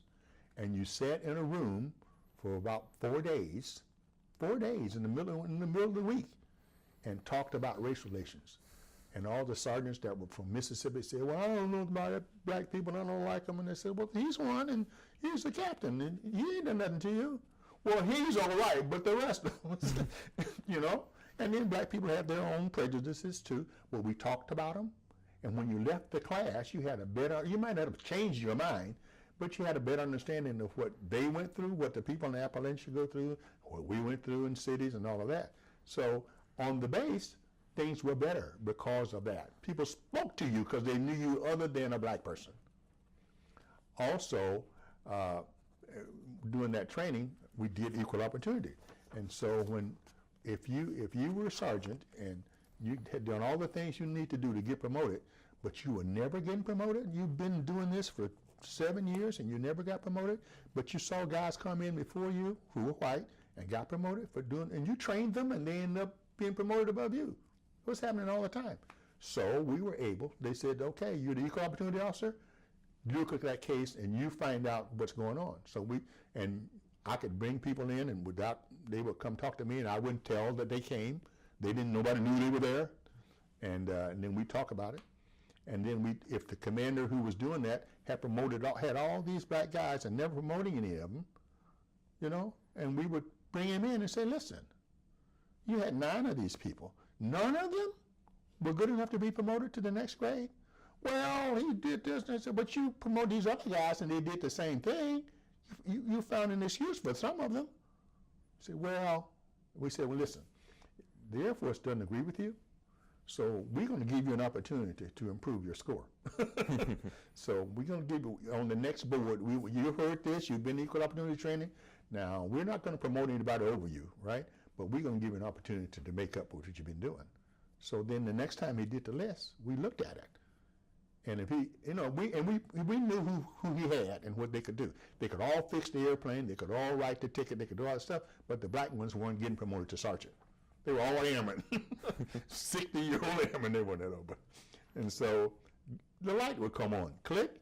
If I don't do this, I won't get promoted next time. So all of a sudden he said, okay, I now understand. And that's where we did it. So now you felt like you had an equal chance. And it went around the Air Force. And where they were having race riots on Army bases, we didn't have any. Because people felt they were listened to. and being treated equally. And that the commander, we said, the general's telling you this. And not me, I'm just a major. The general says, you got to improve, or you ain't going to be here. We can send you somewhere else. Maybe you want to retire early. And it worked. So people talk about affirmative action and all of that. The military service is the best affirmative action laboratory ever. If you look around all those folks that are generals now, there are a whole bunch of black generals you see now in all the services. They didn't have those before. People were just not promoting them. Now they are. And you see people making 4 stars and commanding units, and women, there's a 4-star black admiral. When I would start in, women couldn't even get commission in the Navy. That was in 1960. You couldn't get commission in the Navy. They said, well, you be on the ship. You can't be out there with all those guys. It's a bad thing. All that has changed. Society out here has not kept up. They haven't kept up. Corporate America doesn't care about all that. Sometimes they do. I work with IBM. They're a good company. They keep up. I work with GE. They keep up. All of the ones that have to do with military contracts, they have to keep up because the federal government won't give them a contract unless they share some of the wealth with minorities. They just won't give them the next contract. So they learn their lesson. But some companies don't do it. They don't do it. They can learn a lot. But you can't mandate it to private industry. You can mandate it in the military. So you don't do it, you don't get another contract. That's it. You won't, it's going to cost you $50 billion not to give one contract to A.B. Floyd, who's qualified, did all the things you did, went to the war when you went. So. You mentioned your company, and I want to talk about that shortly. Just briefly to wrap up your time with the Air Force. Okay. You retired in 1984. Before that, did you work with, and if you can tell me, did you work with Ronald Reagan's Star Wars project? Yeah, a little bit. Okay. But not much. That wasn't. It was a waste of money. The theory wasn't perfected. He was going to put a big shield over everything, and that wasn't going to work. It just wasn't going to work. But the big companies liked it because they spent lots of time getting ready for it and billions of dollars and never produced a product. So that didn't work. Was it because it was impractical scientifically, or just? They could have done it, but you can't ever protect everybody from everything. You have to lock everybody up. If you didn't want any more crime, you could do that if you locked everybody up. So he was going to build a big dome and big Star Wars so that anybody shot a missile anywhere else, we could pick them out of the sky. We're not that good. It just looks like that on TV. We aren't that good. Okay? Now, we can put a dome, like we just sold that stuff to South Korea, right? For North Korea. And so that if something comes over from North Korea, we can put a dome over South Korea because it's small. Anything that's shot from there, they can destroy it before it gets there. But we couldn't do that for Europe, not for the whole continent. That's not enough money. So, yeah, and that's what he was trying to do. That's what Star Wars was supposed to be, to interdict nuclear missiles from in outer space, from falling anywhere. We decided the best way would tell them, don't shoot them or we're going to kill you. And that didn't have to spend all that money. So once you left the Air Force in '84, what did you do afterwards? Did you immediately found A.B. Floyd? No, I went to work for two of the big giants up there, for Booz Allen and Hamilton, and for Science Applications International, SAIC. Both of those people are government contracts. They have millions of dollars in government contracts. And I worked for them, and they hired me because I came right out of Defense Intelligence Agency, DIA, and I knew all those people because they had worked for me. They were contractors to me. And they figured if I came out and worked for them, they could get some more contracts because I knew and I did. I knew what the contracts were. And so I worked for them, but after a couple of years, I went out to get a piece of work at NSA, one you hear about all the time. And and I went there marketing for SAIC. And so I met a black guy up there who turned out to be a Kappa brother of mine. Mm. He said, AB, he said, is this your company? I said, no. He said, if this was your company, I could give you a $3 million slice of this $100 million contract, because there's a set aside for a minority firm that has your quals. Since you got all the clearances and you've done all the work, if you had an 8A, the Civil Rights Act of 1964, I think, or 65, has a provision in it called set aside for minority firms. It's called, and it's provision 8A. That's what it's called. Paragraph 8A says if the federal government contracts to do blank to blank, so much will be set aside for minority-run firms. Not a lot, but a $3 million piece out of a $100 million contract. Mm-hmm. And that $3 million piece has to do something that's, you just can't say they're going to do training. They have to do something that that contract does as a benefit, and they have to make the same kind of money that you make. And so we'll promote, if you provide a set aside for a minority firm, that you can't pick one, but you just say it's available, then the minority firms come in and compete and say, I can do it. And other guys say, well, I can do it better, and another guys, I can do it cheaper. And then you have to choose one of them. Mm-hmm. And so I said, well, where do you get this 8A certification? He said, Small Business Administration. You apply. So I said, but I was a colonel already, and I'm not poor. They said the criterion that if you don't have $1 million in the bank, then you qualify. You know, if you just got $200,000 in the bank, you qualify. You're poor enough. Because we realized you got to have some money to do this stuff. So I applied and got a certification. Then I went back to see my buddy, and he gave me a piece of work. And I teamed with the company that sent me out there before. So I gave it back to them and me. Except I got to run it, and I got to be the president, and they did a piece and I did a piece. But I was their partner. And that grew to other partnerships. What was the name of your buddy that helped you to? You know, I have to say I don't remember right now. I think his name was Garner, but I'm not really sure. Okay. So is that how A.B. Floyd Enterprises? That was our first real piece of work. Okay. So what happened after that? After I got that and once you get a piece of work, you got a track record. Mm-hmm. Then you don't know this, but the government has a database of all the works that are going to come out in the next 5 years. They put it in the paper. They put it online. Okay. And so you look online and it says, we need people to do this, that has this skill and and this many people, whatever. Mm-hmm. And then you go and to that agency and see if you can do it and talk to them. And they say, okay. So it's called Fed Biz Ops, FEDBIZOPPS, Federal Business Opportunities. And you look in there and there's regular contracts, there's regular contracts for the billions of dollars, but there's some set-aside contracts for small businesses. Right. Some just for small businesses, period, no minority related, and some for small businesses, minority, okay? And so you could be both. Then you find one in there and you go talk to somebody about that piece of work. And if you can convince them that you can do it, then they will consider you and they may choose you. And the second piece was with the Defense Research Agency called DARPA. That's my second piece. And they needed someone that had a top secret facility and could so they could house their whole agency in to do some special work. I didn't have a top secret facility at the time, but I told them I could get one,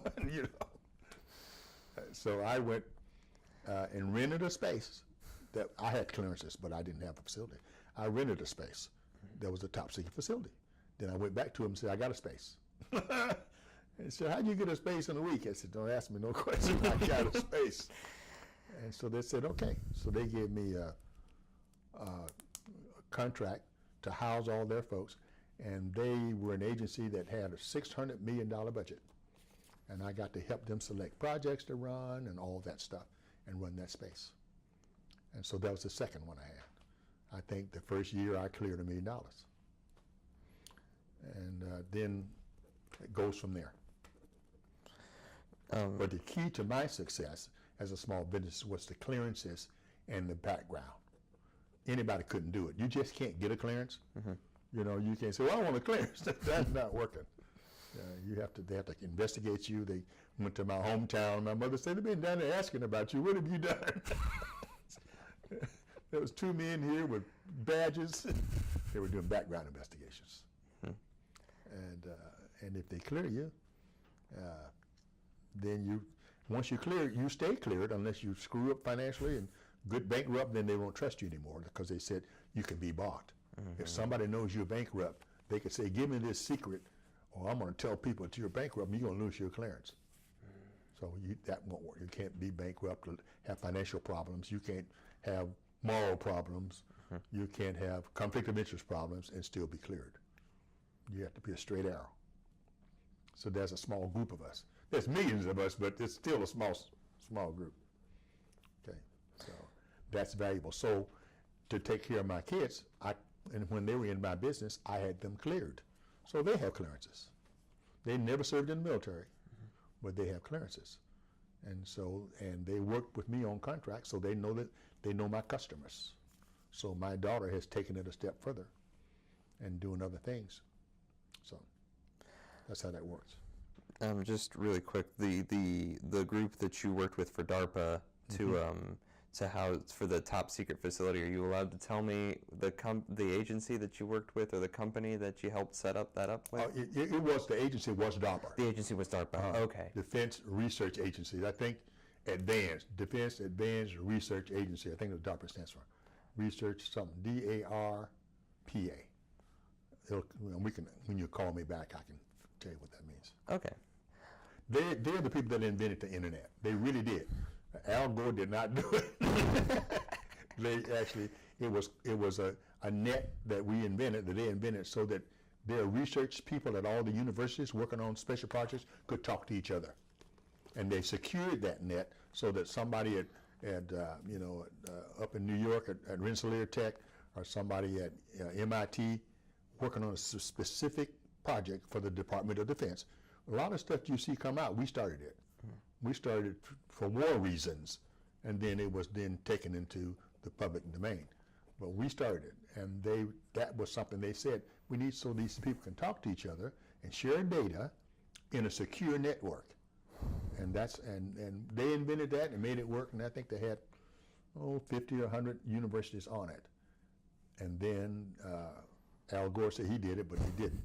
And then when people saw that, then the big guys like Microsoft helped us improve the architecture and the routing and all of that. Cisco and all those people helped us do all that.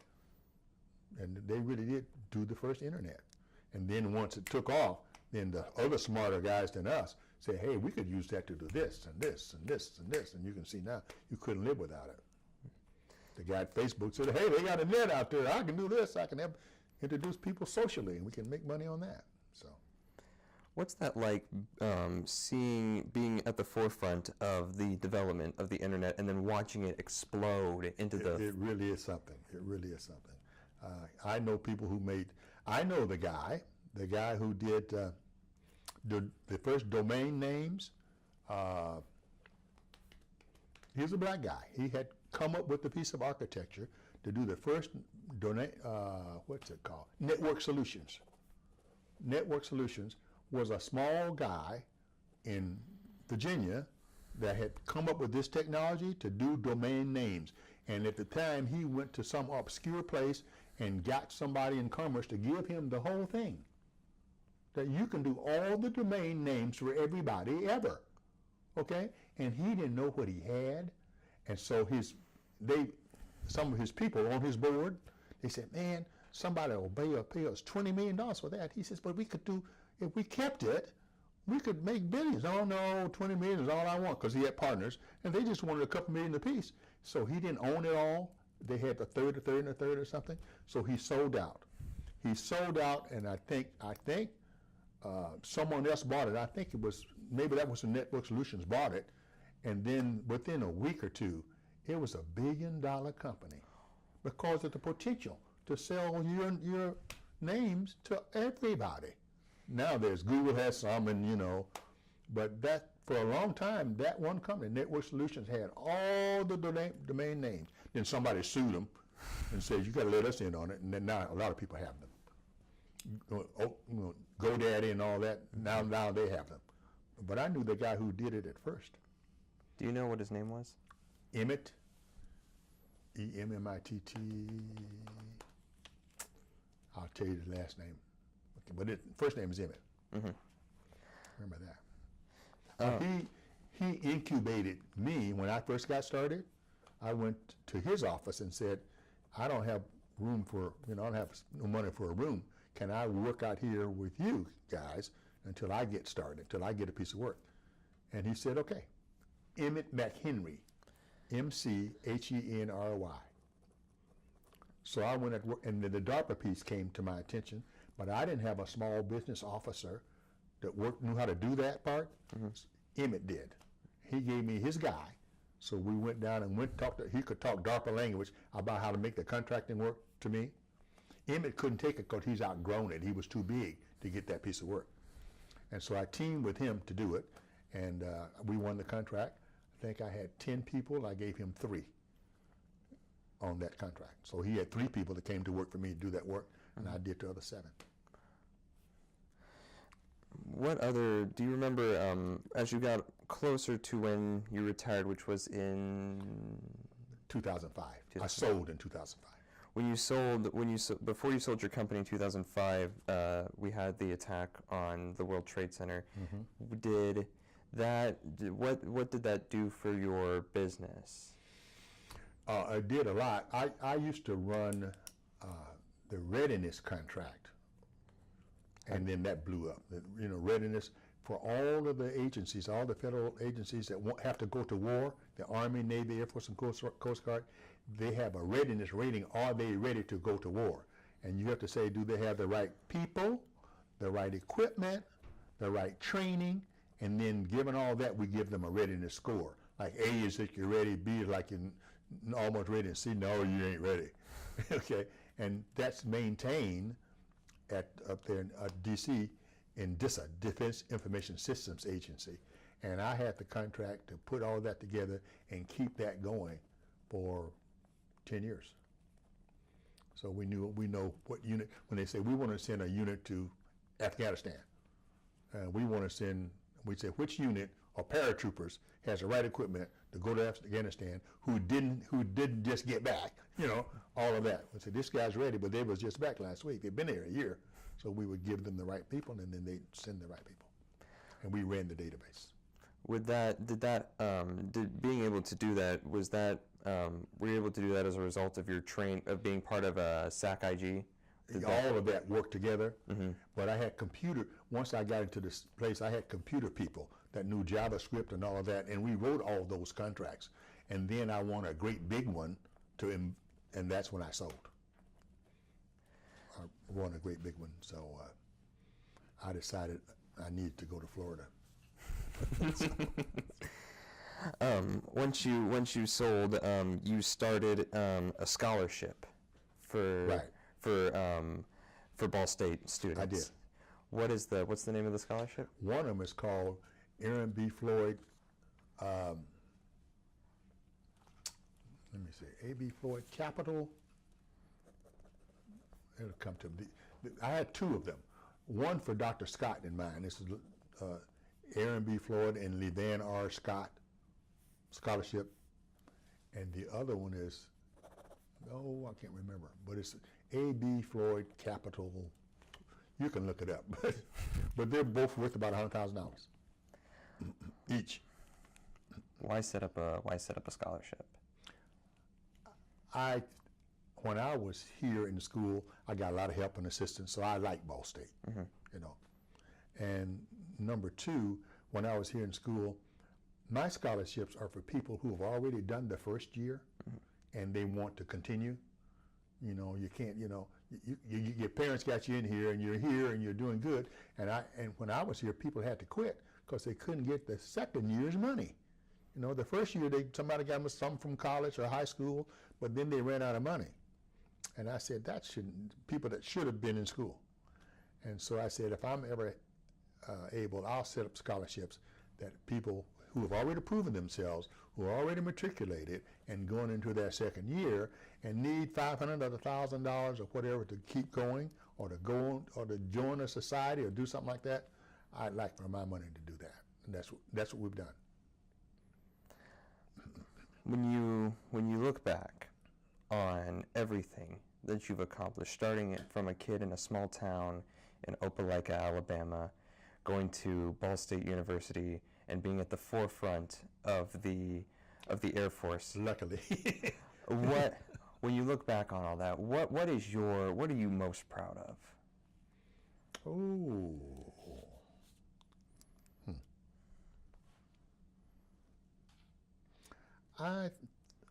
I think I'm most proud of having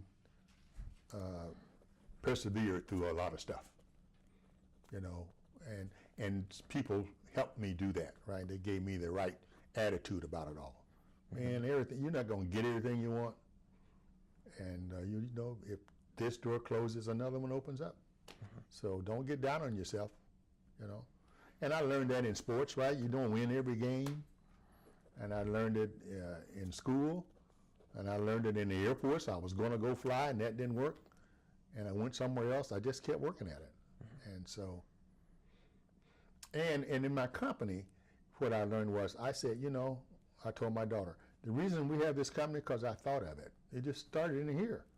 Nobody gave it to me. I just thought I could do a company, and that thought, that idea, added with my background, ended up in a company that was, when I sold it, worth $10 million, right? And I said, you know, you can do that too. So it's possible. I want my grandkids to know it's possible too. That, you know, and everybody doesn't have the same gifts, and I understand that. But I'm proud that I'm able to help to give back for the breaks I think I got. And I did. How many grandkids do you have? Just 6. 3 boys, 3 girls. Before we conclude, is there anything that we did not ask you that you would like for us to know about you or about your experiences? Well, I think I talked about everything. I'm hard to stop. Well, you know, I want to make sure that my parents did a lot with a little, right? With 3rd grade educations to get us all to go to school and to lead by example in an environment where, you know, it's tough for them. They weren't going to ever get what I got. You know, they were going to be in Opelika. So all credit goes to them and my community. And that J.W. Darden High School and my elementary school, all credit goes to them. Then after that, it's a piece of cake after that. You know, every place I arrived, I found out I was prepared. Didn't know it till I got there, but I was. Through what my parents did, what the community did, what the church did, you know, and then I've had friends to help me throughout my career. There's never been a time where somebody didn't step up. And you don't ever know. You never know where it's coming from. And so I'm appreciative of all that. I know I didn't do it by myself. You know, and I've been pretty successful. For a little old boy from Opelika, I was pretty successful. Just real quick, what was the name of your elementary school? It was East Street Elementary. Colonel Floyd, on behalf of the Ball State African American Alumni Oral History Project, I would like to thank you not just for your time to do this and for your participation to do this, but also for your service to this country and being an inspiration not just for your kids and for your grandkids, but for all students, black or white. Thank you very much. Thank you. Appreciate it.